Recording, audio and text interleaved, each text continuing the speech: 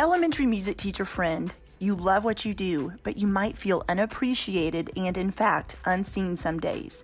You may even feel like you're on a music teacher island and just want to connect with other music teachers who can relate to both your struggles and wins when it comes to teaching elementary music. I get you and understand completely the feelings you're having.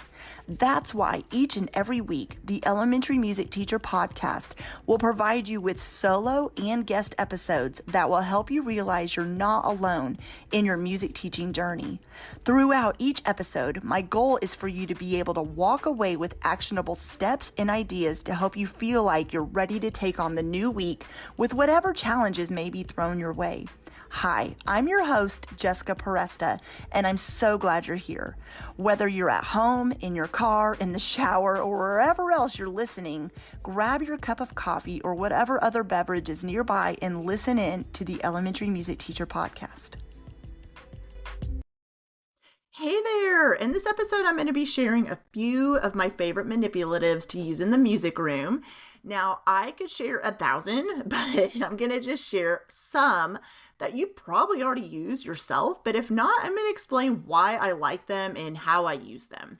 So first of all, I'm going to talk about whiteboards. If you have never purchased tiny whiteboards, like a classroom set of them and dry erase markers, and a lot of times it comes with erasers, I find these super duper handy, especially with my upper elementary students.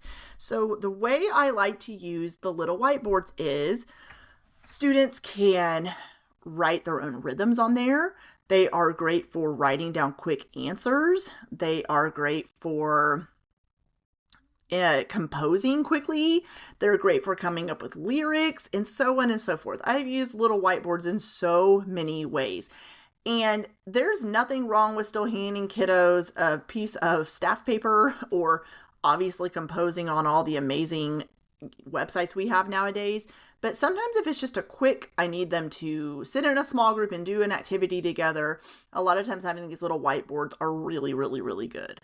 Another manipulative I love to use with my littles, kindergarten, pre-K, and sometimes first grade, is finger puppets. So not just for myself, I will start with a little finger puppet for myself, but I have noticed when a child has a little finger puppet on their teeny tiny finger, a lot of times this helps them to find their singing voice a little bit. Why is that? I'm not sure, but there's just something about it where instead of saying, you sing or echo sing after me, you're talking about their puppet singing. And they, a lot of times where they're exploring their voice, will use their finger and you can see them moving the finger higher. And then I'm showing you like you can see me. Their finger is going higher or it's going lower if we're singing lower in our chest voice. A lot of times I'm having them move it left to right to move to the beat. They are visually and kinesthetically moving this little finger puppet to the way they're singing. And sometimes if they can't find their head voice, we'll go, whoa! And when we do that, the little finger puppet's going all the way in the air and coming back down. And a lot of times just physically doing that with their finger, a lot of times kids will connect with their head voice in one way or another.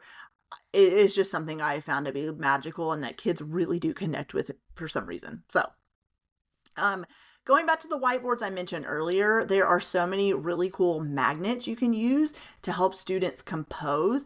I actually have also found some magnet staff board. I can't talk. It's like magnet staff. There we go. Where basically it's like a staff paper but on a magnet, and you can put that on the whiteboard itself, or you can just have students use that without putting it on the whiteboard, and they can put little magnet notes on the staff paper, or you can buy little magnets that just look like little black circles that they can use to compose on the staff magnet as well. I don't know why I can't say that. But anyways, the next one is another manipulative I really like to use for movement is movement scarves.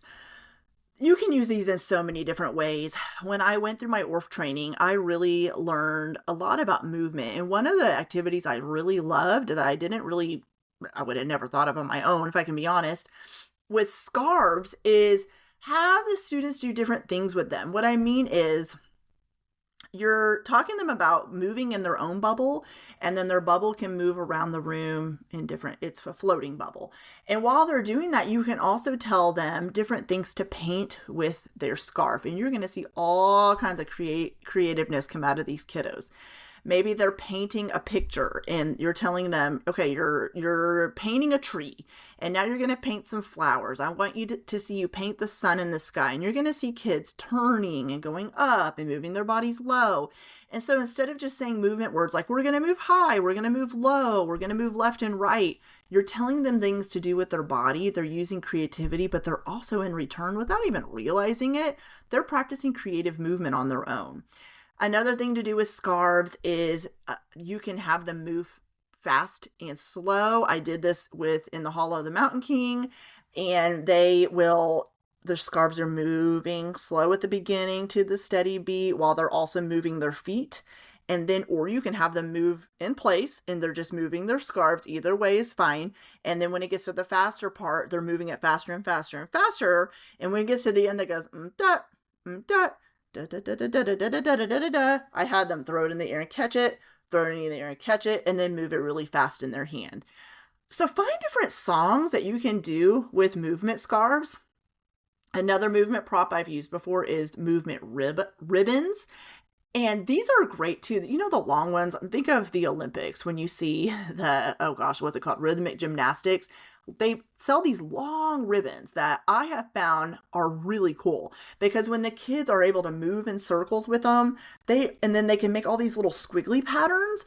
Those are so fun. I got to go to the Arkansas Music Educators Association. I presented at it, but I also sat in a session where the presenter used these movement ribbons, and she was showing different ideas she has done with her students and even shared a video of her classroom. I thought it was so cool because the kids are making their own patterns with ribbons. And what she even did is she put a bunch of different patterns on the floor, like on posters. And so one might look like little hills and like a little hills, going up and down, up and down, up and down. Another maybe looks like a zigzag. Another one looks like little roller coaster or loopy-loos. It's hard to explain it over a podcast, but anyways, put little different rhythmic patterns or different patterns down there. And then the kids with the ribbons, they can even do this in a centers activity, are moving to what the pattern they see with their ribbon. The only thing I will say I have found about these ribbons is they get tangled very easily. Even if the kids aren't trying to tangle them, they just do because they're long and skinny. And the minute they twirl them around, they get all knotted up. And so just be careful with that. It's something I found out quickly, like, oh, wow, I did not know that was going to happen, but it does, unfortunately. So that's one thing that you need to look out for. Other manipulatives I've really enjoyed using are popsicle sticks. These are so much fun. And the way I like to use popsicle sticks is in whole group activity or even small group activities where students are creating, or even individually, they're creating their own rhythms with popsicle sticks. So basically the quarter note is one popsicle stick, eighth notes you put two down, one across the top of it. Half notes I have kids put two side by side, whole notes four side by side. A rest, I usually have them lay down a popsicle stick diagonally to represent the rest. So this is totally up to you how the rhythms will look with the popsicle sticks, but I have found this is such an inexpensive way for students to create rhythms quickly and easily by just using popsicle sticks, and they really end up really, really enjoying them. So those are just a few manipulatives that I have really enjoyed using in the music room. Of course, I could go on and on and on and on, but these are some that I have found very handy, and I have found that these are the ones I use over and over and over again, and they have been tried and true and tested, and it doesn't matter what decade I've been teaching in. Wow, I aged myself there. But I have really enjoyed these manipulatives, and you may have some that you have found that you really like using, so just go with that. Do what works for you, and then try to implement other things if or when you can. Have a great rest of your day, and I will see you next week with a new episode. Well, hey there. Thank you so much for listening into the Elementary Music Teacher podcast. There is an exclusive Facebook group just for listeners of this podcast and any elementary music teacher called the Elementary Music Teacher Community Facebook group. Come on over and join us there, where we have conversations around the podcast episodes and encourage each other each and every week. And also head to my website, thedomesticmusician.com. I have some free resources there that you can download to help you gain traction in your classroom today, as well as the blog and the membership site and all kinds of other goodies to help you keep going in your music teaching journey. I cannot wait to keep connecting with you and encouraging you and spurring you on in your journey of teaching elementary music. Hang in there, have an amazing week, and I will see you soon.